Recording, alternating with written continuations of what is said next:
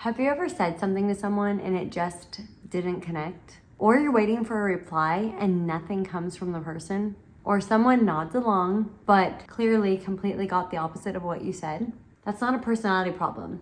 It's because of not knowing the formula of communication. It's 5 parts in this book. And when even one is off, the whole thing falls apart.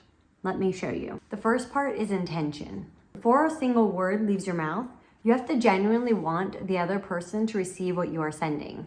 Now, watch what no intention looks like. So yeah, I was kind of thinking maybe we could, I don't know, whatever. Did that land? Did you feel like I was actually talking to you? No, because I wasn't. I was just making sounds in a room. Now watch. Hey, I want to talk to you about something important.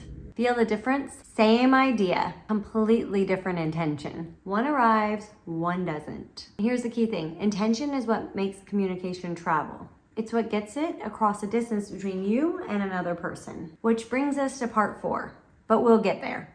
First, let's talk about attention. Attention is the second part, and it works on both ends. The sender has to focus on the receiver while they're talking, and the receiver has to actually be present enough to receive it. Here's what broken attention looks like, and I'm going to play both sides. So the plan is we leave at 7, get gas, and then head straight to the venue. Sure. What did I just say? Something about leaving? Attention was gone on the receiving end. The words happened, nothing was communicated. But watch what happens when the sender drops attention too. So I wanted to tell you about,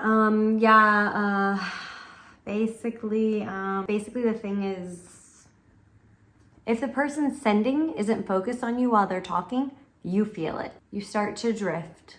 Their lack of attention pulls your attention away also. This is why intention and attention are linked. High intention naturally pulls the other's attention up.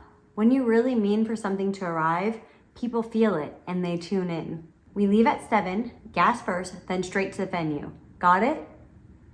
That pause, that's intentional.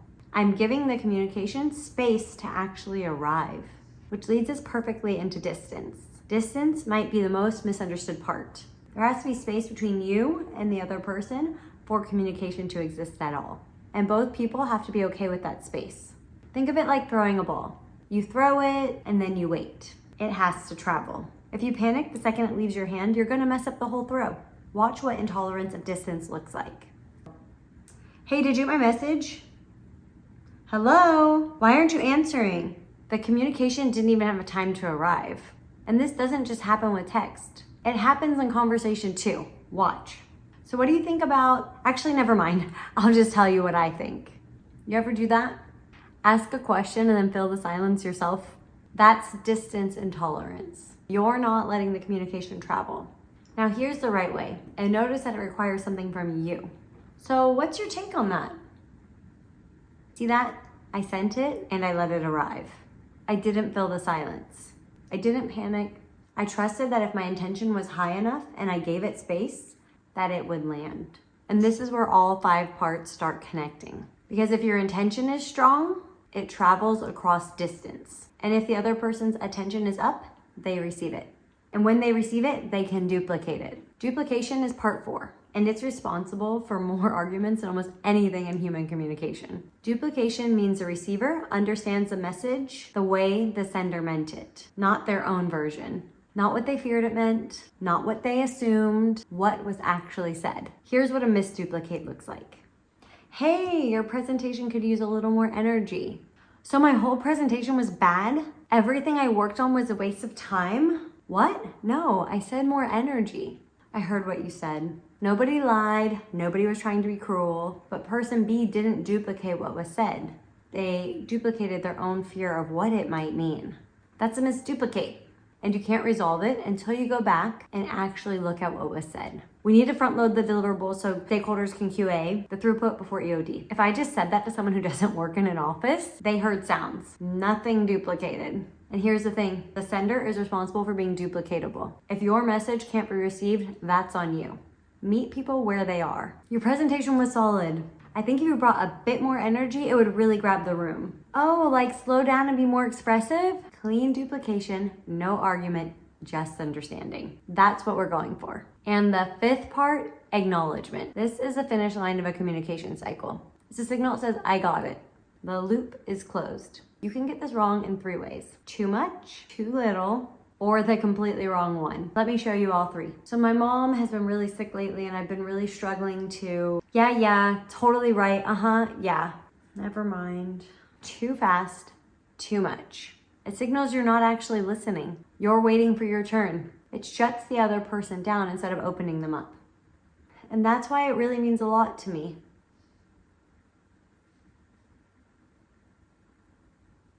Yeah, that cycle was left open. That hanging silence tells the other person their communication didn't arrive anywhere. They're left wondering, did it even land?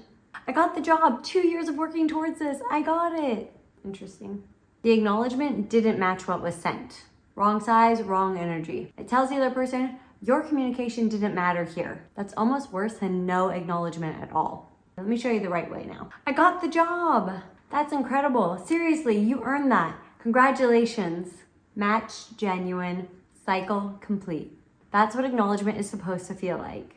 Now here's the thing. These 5 parts aren't separate switches you switch on one at a time. They work together.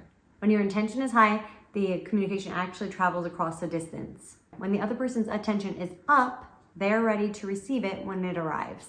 When they receive it clearly, they can duplicate it properly. And when you acknowledge it the right way, the whole cycle completes cleanly and you can start the next one. Pull any one of these things out and the whole thing gets shaky. And when communication cycles pile up incomplete, when things go unacknowledged, misunderstood, or never really sent at all, that's when relationships break down. That's when teams fall apart. That's when people stop talking. Not because they don't care, but because nobody taught them the formula. In the next video, I'm going to show you something even bigger that will prevent any communication from happening. Super common, and you must learn this.